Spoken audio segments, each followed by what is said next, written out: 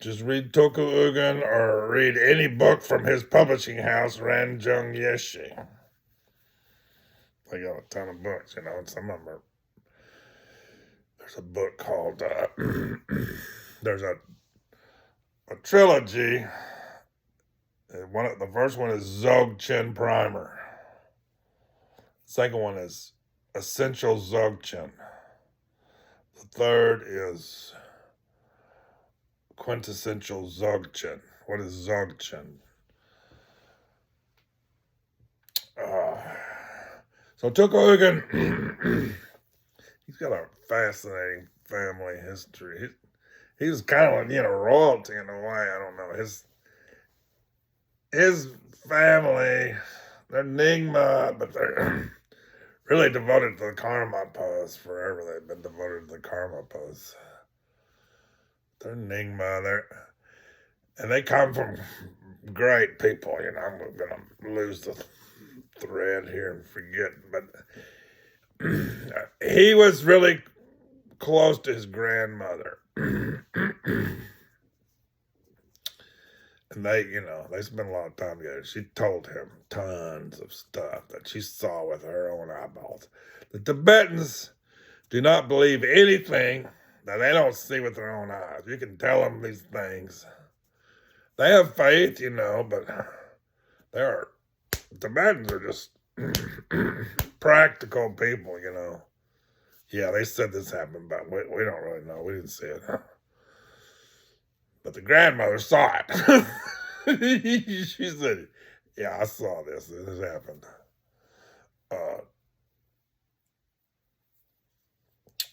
So her father was one of the great Tertons. Her father, I don't even think of his name, but he was one of the really great Tertons that, I don't know when he died, but he might have died in the 50s or something, I don't know. But she watched it. There were three great beings in Tibet at that time. There was the Karmapa of that time. There was Jamlin Khantel the Great. And there was this guy, I forget his name. Jigme Lingpa, maybe. Somebody like that. And they would find all these treasures. What is treasures? Here's how they found treasures. They go off the mountains. And they'd bring 200 or 300 people with them because nobody's going to believe this stuff if they don't see it. So we're all going to go out in the mountains and this is going to happen. And you're going to see it, then you won't think we made all this up. And he would, one of those three guys, they would stick their hand in a rock. Like there's a rock wall on a mountain. They'd stick their hand inside the mountain and they'd pull out a little tiny gold or whatever, wooden, it was always very beautiful casket. And it'd be hot, hot, hot. So somebody had to be there with a big old thick cloth. Put it on or it's going to burn. It'd be real hot. And then inside the casket would be this text, this sadhana, this teachings, this medicine for the future age. Dharma, they call it.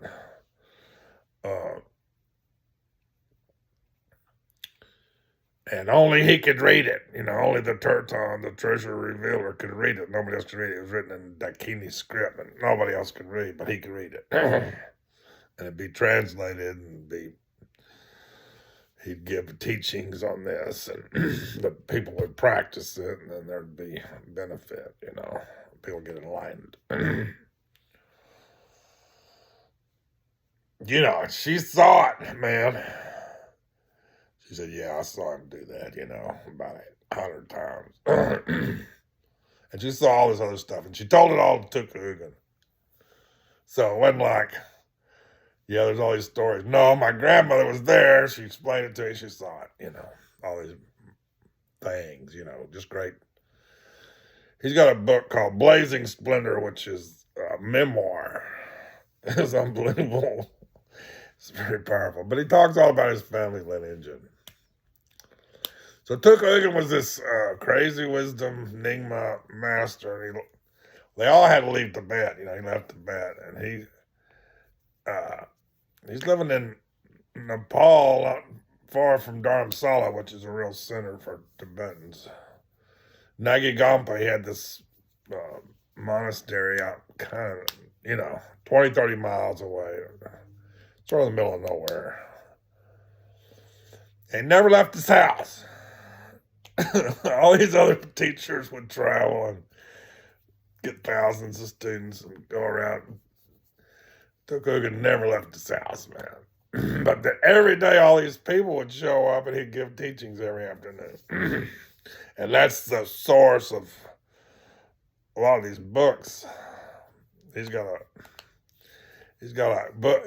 As It Is Volume 1 and As It Is Volume 2. It's kind of Trek Cho and Togel, or Shamatha Vipassana. Trek Cho is really Shamatha, basically. Togel's really Vipassana, so it's Shamatha Vipassana. That's why these two books are arranged. Development stage and completion stage. But it's kind of Shamatha and Vipassana. And he kind of tells us, he talks about it the same way over and over and over and over again. Here's what, and he gets criticized because all these Westerners, just raggedy Westerners that don't know anything about the Dharma, haven't really meditated. They just smoke dope all day, basically, and go around looking for blessings. Show up there, and he gives them pointing out instruction. And he's sort of criticized for that, but that's just the way he taught. That's why he teaches. His teacher said about, he's different. He's a little different. His teacher says about him, he said, oh yeah, Tukahugan, he just thinks it's the simplest thing in the world, enlightenment. He thinks it's just like falling off a log. He thinks it's so easy. There's nothing to it. And then he just talks about it that way, and that's the way it is. And that's the way he explains it so simply, He said, you gotta, still your mind, And there's not an easy way, You can't set off an atomic bomb and still everybody's mind, It's not going to work very well, You could have somebody come in and hit you over the head with an iron bar, and then your mind would be still for a while, but that's not quite it, That's a kind of unconsciousness. We've already got that one mastered. The feint. We've already got the feint, But this is something else, He just explains it over and over and over. It's the same way. But that's where the Dharma is, man. The Dharma is you hear this stuff over and over and over and over and over. And you realize, God, this is like the same story I'm hearing over and over and over and over. But it's so different ways you don't even realize it at the time, maybe. But when you look back on it, my God, I'm hearing the same stuff like a million different ways at a million different times. That's kind of what it is, The Dharma is, the Buddha said, he's like, I want to talk to you about the Dharma, what is the Dharma? The Dharma is how things work. The Buddha is saying things work like this, but don't take this on faith. That's the reason those Tibetans, they don't take nothing on faith, If you got something, show it to me, I'll try it, we'll see if it works. If it works, maybe you got something. And that's what the Buddha is saying. He's saying,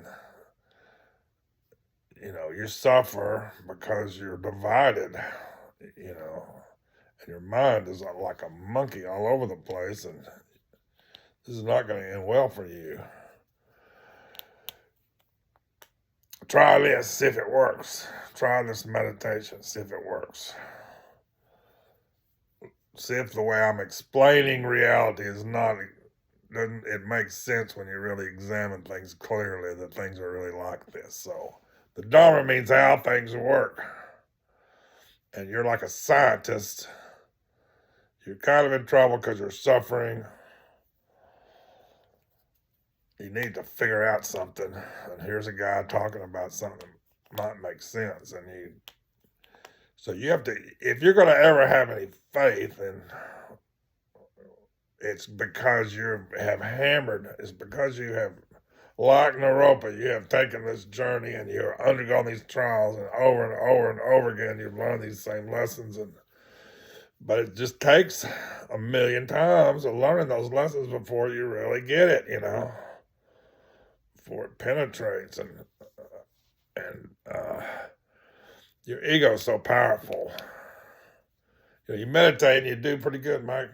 Look at him, he's calm. He's like that kind of different being, but within 5 seconds of you getting off the cushion, you're back to your old self. They talk about being mindful, but as Westerners, we just have a split in body and mind, and our body's all tense and frozen. And one thing, we get something going when we meditate, but as soon as we get off the cushion, we're back. It's very hard to extend mindfulness into our everyday lives, and it was always hard back then, but it's a lot harder today because of people that lived under less westernized, industrialized conditions are closer to the earth, and they're farming in the fields. They got a little bit of embodiment. Their mind, their body are not like us. So Trump Rinpoche saw this problem and came over here to the West. And the Tibetans said that when the Tibetans get together, they go, well, things are a little different here in the West. How are they different, The white people, they meditate, and nothing happens. With the Tibetans, you give them something, they go off and meditate a month, they come back, they have visions, they have dreams, they have experience, and they report on their experience, and then we go to the next thing. The Westerners come back, nothing. They bring back nothing. No experiences, no dreams, no visions, nothing. Well, where are we supposed to go again? Just like we got to do the same thing again until they are signs of progress, so you can't go to the next page,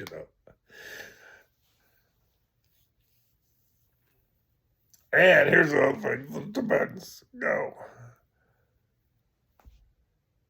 How the hell can they hate their mothers? It's inconceivable. In our society, we adore our mothers. Our mothers are just the greatest things since sliced bread. We just love our mothers beyond belief, and revere them, and they're just the most beautiful thing. And everybody in the West hates their mothers, It's weird.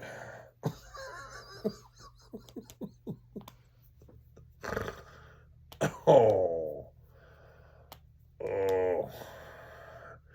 In Buddhism, the first thing we do is we practice loving kindness toward our mothers.